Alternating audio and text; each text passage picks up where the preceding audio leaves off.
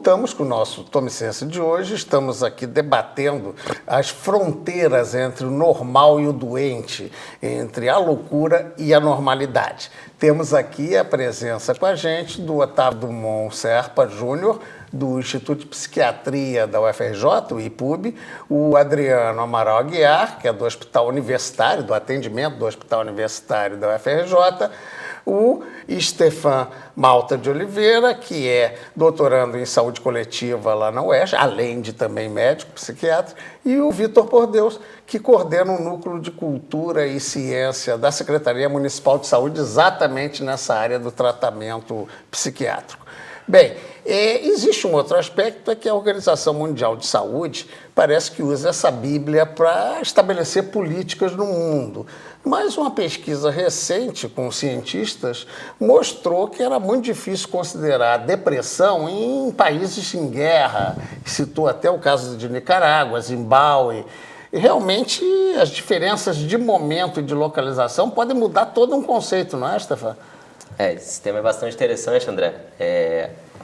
Recentemente, pesquisadores contemporâneos do campo da antropologia médica, da psiquiatria transcultural, eles vêm questionando esse status da psiquiatria enquanto uma construção, enquanto uma prática universal. E questionando, inclusive, as categorias psiquiátricas construídas culturalmente, como eles afirmam, como categorias universais. E aí o exemplo da depressão, que o pesquisador sul-africano Derek Summerfield, ele realizou pesquisas de campo em contextos caracterizados por guerra, miséria social, como você citou, Zimbábue e Nicarágua. Ele afirma que o diagnóstico de depressão, que é um diagnóstico praticamente inquestionável na nossa cultura, esse diagnóstico é muito pouco eficaz para explicar os problemas dos indivíduos, desses indivíduos, desse contexto. Problemas, indivíduos que apresentavam apatia, prostração, mas esse diagnóstico de depressão não fazia muito sentido para eles. Ele afirma que o discurso político-social era muito mais eficaz, de fato, que propõe transformações sociais, transformações mais amplas no ambiente, no âmbito político, que propriamente o discurso médico-psiquiátrico. Tinha uma eficácia maior para gostaria de fazer uma Pois não, Otávio quer. Queria fazer uma parte pegando essa discussão que o Stefan traz sobre a depressão, numa perspectiva transcultural, citar um artigo recente do Arthur Kleinman, que é um psiquiatra antropólogo americano, que escreveu um artigo em primeira pessoa, publicou na revista Lancet, que é uma revista médica super importante. Bastante conhecida. Onde ele fala da experiência dele. Ele perdeu a esposa, a esposa dele faleceu depois de um longo processo, uma doença degenerativa, uma demência, e aí ele perdeu a esposa e ficou muito triste. E aí ele preenchia os critérios da DSM-5 para o diagnóstico de depressão e era elegível para tratamento. E era um luto. Era um luto. E aí o Kleinman discute isso e ele fala, eu não vou me perguntar, não vou fazer a crítica da classificação, vou me perguntar que cultura é essa que torna esse sentimento universal uma doença. Ele fala, você é um antropólogo, vou perguntar que cultura é essa. E um outro caso, que é relatado num livro escrito por um jornalista americano, o nome do jornalista eu não me lembro, o livro chama Crazy Like Us.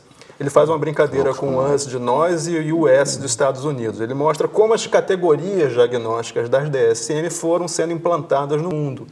E ele conta a anedota de um psiquiatra transcultural canadense, o Lawrence Kiermaier, da McGill, que foi convidado para um grande evento da indústria farmacêutica no Japão. Ele estranhou, ele não trabalhava com pesquisa de psicofármacos. E eles queriam a consultoria de um psiquiatra transcultural, porque a categoria depressão no Japão não equivalia à categoria ocidental de depressão. Então, um japonês jamais consumiria antidepressivo para tratar uma depressão. Então, eles queriam criar uma modificação na cultura japonesa, de modo que a categoria depressão, tal como nós entendemos, pudesse ser aceitável ali, e ali se criaria um grande mercado consumidor de psicofármacos. Isso foi no lançamento da fluoxetina, que foi o primeiro grande antidepressivo, sucesso de vendas e tal. Bem, Adriano, ainda nesse campo de distinguir, esse exemplo da depressão me parece bem comum. Que outros exemplos, assim, quer dizer, além da tristeza virar depressão, que normalmente confundem as pessoas? Olha, vou pegar de novo carona na fala do Otávio, porque tem um publicitário chamado Vince Perry, publicitário americano de muito sucesso nesse campo de publicidade de medicamentos, especificamente na área psiquiátrica. Ele escreveu um artigo, que é um artigo muito conhecido, que chama The Art of Branding a Condition.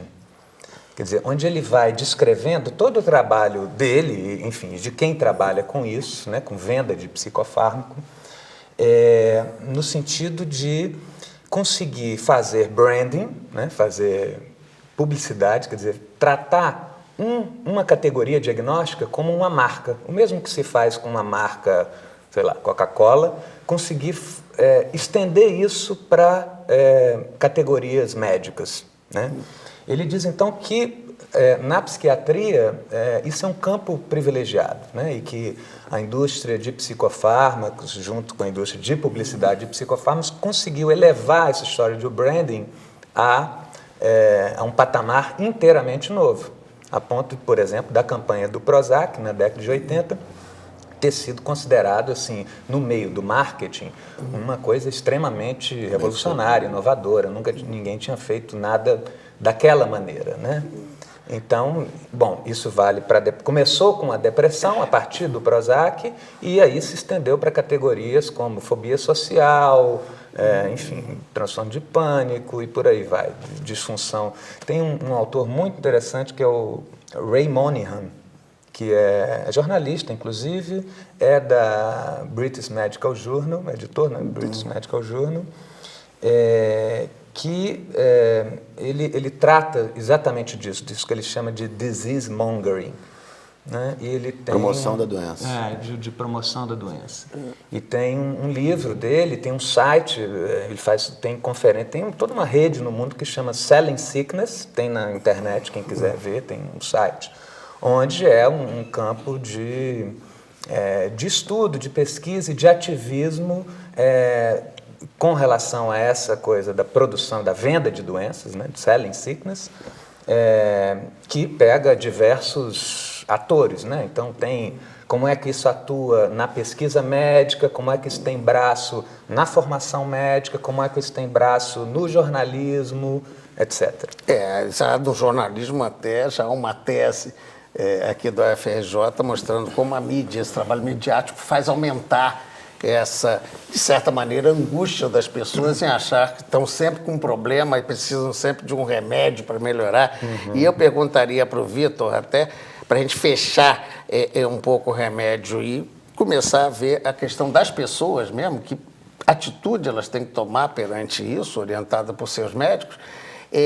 No caso desse tratamento novo que se faz pela cultura com as pessoas que usam, né, os serviços psiquiátricos hospitalares, ali ainda se usa o remédio ou a tendência é tirar? Até que, nesse caso, o remédio funciona como? Os manicômios estão absolutamente de pé, né? Então, no Brasil, esse processo de reforma antimanicomial está longe de ser completado. Ainda falta? Cidades como Belo Horizonte já não tem mais manicômio. E outras eu não sei, mas Belo Horizonte eu sei que não tem. No Rio de Janeiro está cheio. Estamos com muito manicômio ainda. E manicômio significa encarceramento, hipermedicalização, invariavelmente, né? Então você encontra... Eu faço oficina de teatro com os nossos atores, né? Atores clientes, e eles chegam num dia dançando de um jeito, no dia seguinte está todo robótico, duro, né? Então a gente vê, com exagero de camisa de força química, né? Que é a camisa de força do nosso tempo. E também nas redes ambulatoriais, nos CAPs, no Centro de Atenção Psicossocial. Até o Franco Basaglia, que é esse grande psiquiatra italiano, que fez uma revolução psiquiátrica na Itália na década de 70, ele fala isso, que o manicômio é a relação.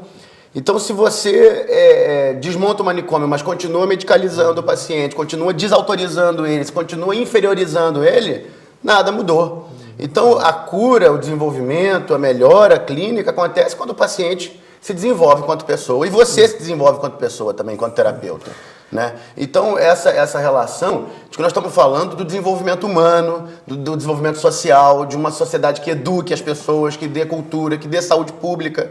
Então, a gente trabalha em hospital público, né? Todos nós aqui, a gente vê o que está acontecendo com os pobres no Rio de Janeiro.